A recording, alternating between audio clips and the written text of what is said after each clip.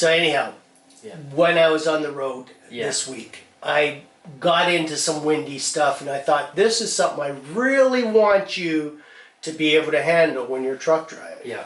So I recorded some video. Now the video, because I recorded the audio and everything, I want you to grasp the sound of the wind. Yeah, okay. I want you to try to feel what was going on. Now, I've been in much windier conditions, well, somewhat windier conditions. This was pretty windy. Mm-hmm. I mean, you'll be able to tell by the video, the truck is leaning slightly. Yeah. But you can hear the wind. Oh, yeah. Now, I am talking as we're going through it. Yeah. And I want you to, to try to pay attention the best that you can. But I really want you to see what it's like to drive a truck in a very strong wind. Okay. I do know some of the other drivers were wondering, what should I do in this windy stuff? And that's what made me decide that I want to make a video. Yeah, okay. Because I've been here before. I've been in the wind and not knowing what to do. And now, because I know what to do, I'm not worried about wind. Yeah. So let's watch the video and then we'll talk a little bit more. Okay. And I'm going to tell you how to learn and prepare yourself for being a truck driver and being able to drive in windy conditions. All right, sounds good. So that's what we're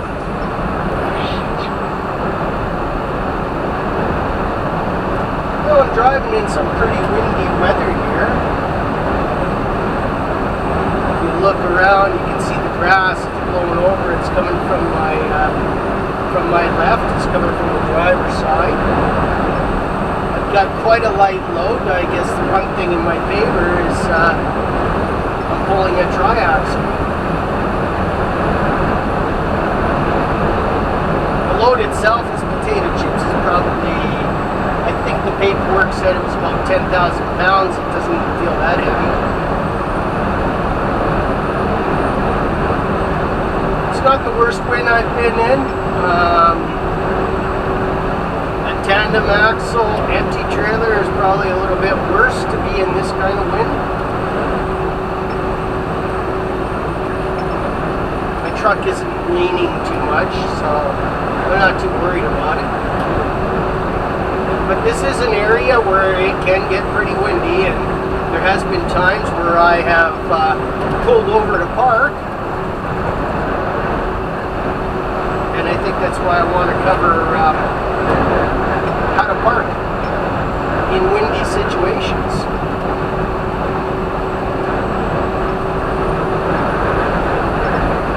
Now this is a divided highway. The wind's coming from my left. If it was really bad, I couldn't get off this highway to a safe place to park. One thing I might consider is just parking over here on the left with my driver's side wheels slightly into the grass there. I mean, with a heavy load, it wouldn't be an issue. With a light load, the wind can blow you around pretty good. So if I could tilt the truck and trailer towards the wind, it'd be that much more difficult for the wind to blow me over.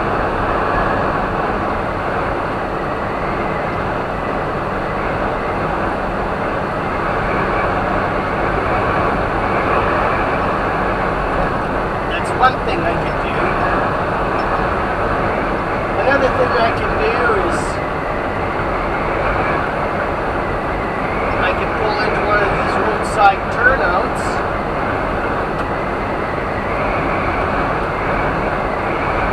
and I can park with my truck and trailer slightly jackknifed.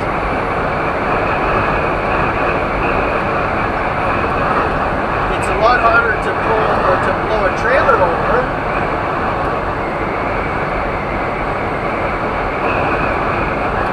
when the truck and trailer are not in a straight line. By having a bit of a V, the wind will actually deflect. In order to flip the trailer, it would have to lift the truck and trailer by the top of the V, the tip of the V. ultimately you want to have the V towards the wind. So if the wind's coming from my left, I'm going to have my cab steered to the right.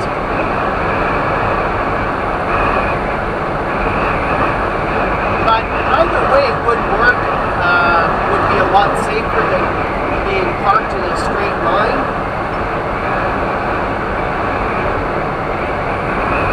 I've had to do that too. And that's if you can make it to a place where you can actually park on an angle, or where there's room to park like that.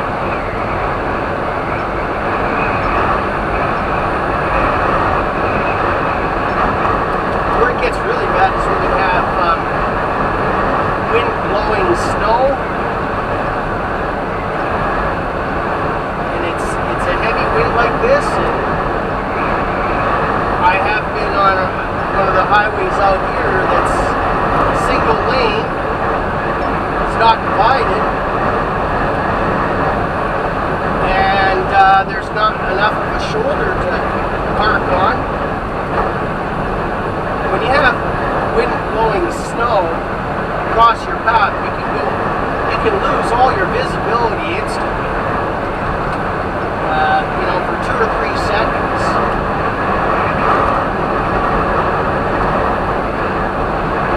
A lot can happen in 2 or 3 seconds, but when you're in those kind of conditions, what you want to do is you want to be looking far enough ahead and always be aware of what's ahead of you.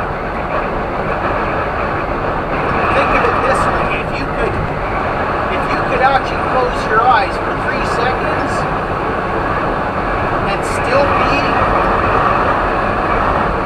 in the boundaries of your lane, that's what you want to be able to do. Now, I'm not saying that you want to close your eyes for 3 seconds while you're driving. What I'm talking about is when you're in conditions where you can have blowing snow, or something happened to me a couple of nights ago. I was driving on slushy, wintry conditions on the Coquihalla, the highway through hell they call it, and I got passed by another semi, and he threw enough slush on my windshield that I was blinded for a few seconds, a couple of seconds, at least 2-3 seconds. So it's going to happen. When it does, just always keep in mind when you're driving those kind of conditions, what would you do if you were blinded for 2 or 3 seconds?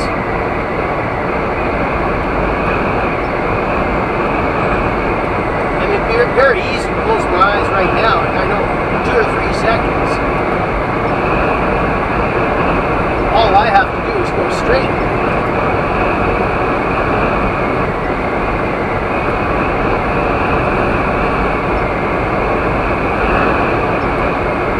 But just pay attention, pay better attention when you're driving in those kind of conditions, that if you do get suddenly blinded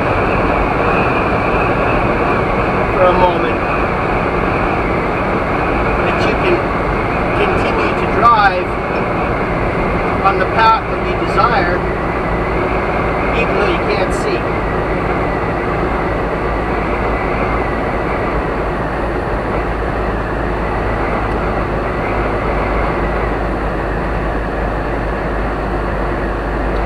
You'll find a lot of the time the wind will come and go. I mean, sometimes you only have to park for 20 minutes or so and the wind dies down.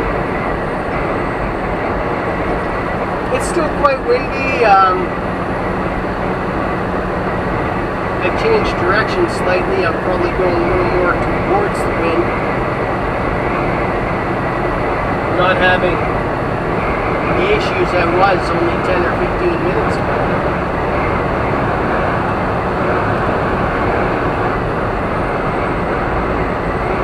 But especially with the light load and the regular dry van, wind can be quite dangerous. I know there was one time I was driving through California, I-5, east eastbound on the I-5. I'd gone down and I was going to San Bernardino, southeast, I guess. And it was so windy, there was 2 or 3 trucks blown over. And there was, all I wanted to do, I didn't want to be driving, and I knew if I was driving and I got blown over, well, then I'm considered at fault.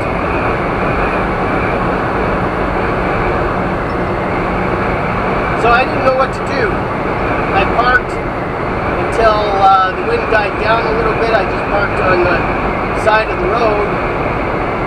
I figured if I was going to blow over, I'd rather it happen when I wasn't moving. And I just waited 20 minutes or so for the wind to die down enough that I could drive to a better place to park.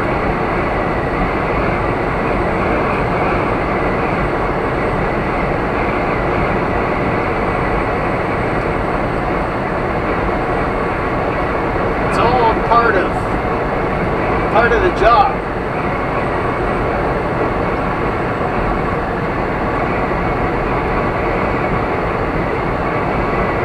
Just got to be smart in these kind of unusual circumstances. Somewhat unusual.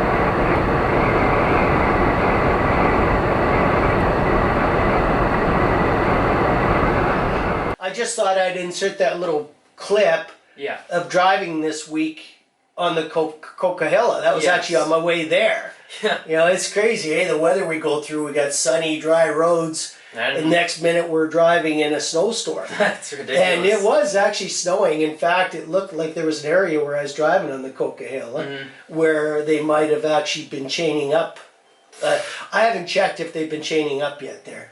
But, you know, it's just part of this job. It's getting all there, the extreme stuff. All the weather conditions. You know, this winter, I mean, hopefully we can talk, hopefully we'll get some good video. I want to talk about chain ups.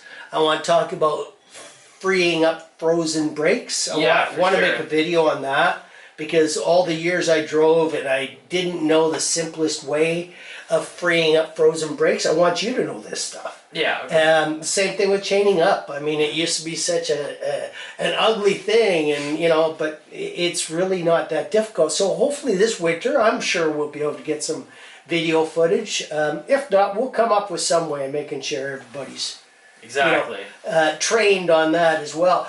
But the big thing is this windy driving conditions. Now, I was talking to you, or I was talking on the video about pulling over and parking if it's too extreme. Yeah. Now, in this video, you can actually tell that the truck was leaning slightly, but I've been driving and the truck's leaning a whole bunch. Yeah, I saw that, yeah. And, you know, it's especially bad if you've got an empty trailer or nothing at all. My load was quite light. An empty trailer is pretty much just a big sail on the back. Yeah, and it's, yeah, exactly. And I know we've talked about this before. I mean, the truck that I was driving, the trailer was actually a Tridem, a 3-axle unit, which helps. Yeah, because it's heavier. You know, like I say, if it was a little bit windier, I probably would have pulled over and let the wind die.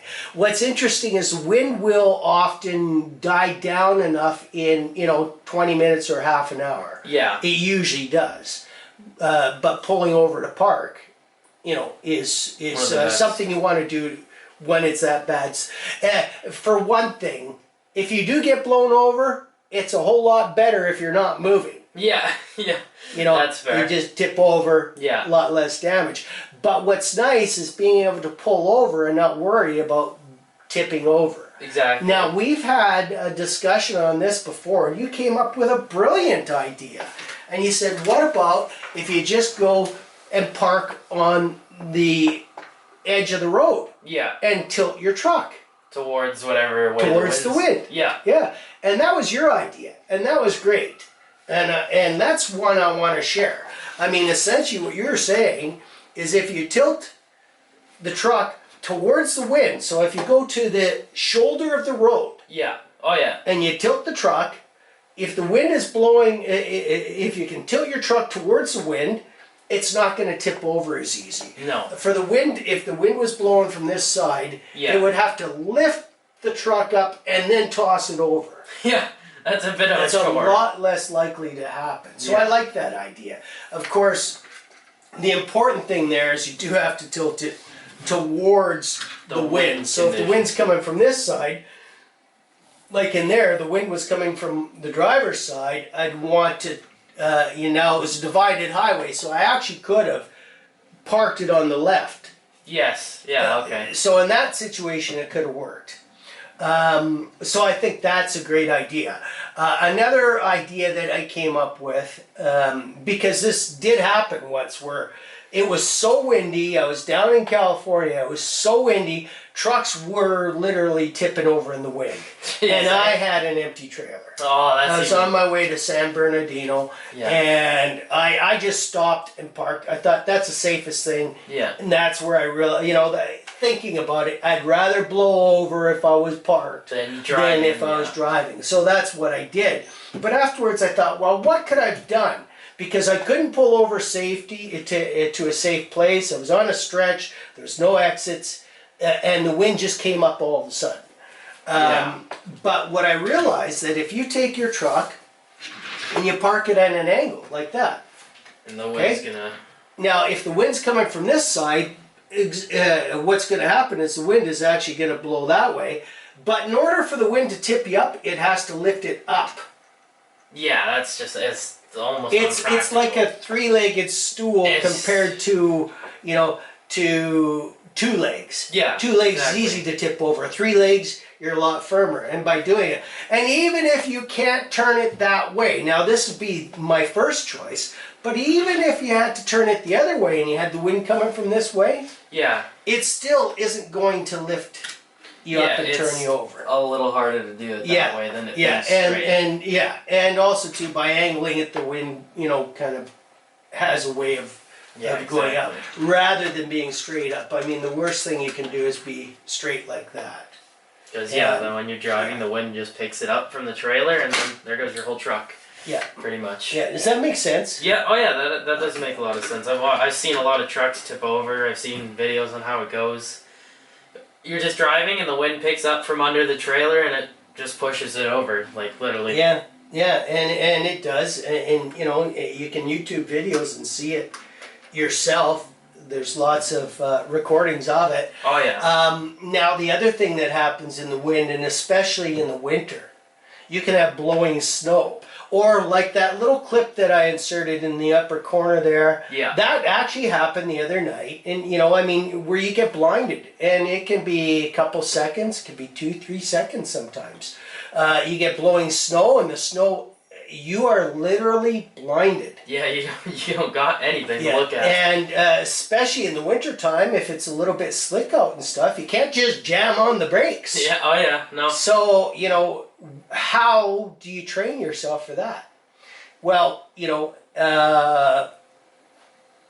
basically you got to be able to drive with your eyes closed for 2 or 3 seconds. Pretty much, yeah. So how are you going to teach yourself to do that? I do not want you to get behind the wheel of a rig and drive and try closing your eyes for 2 or 3 seconds. That's just not a good idea. No. But if you are constantly aware of what's between you and 3 seconds up the road, that will help considerably.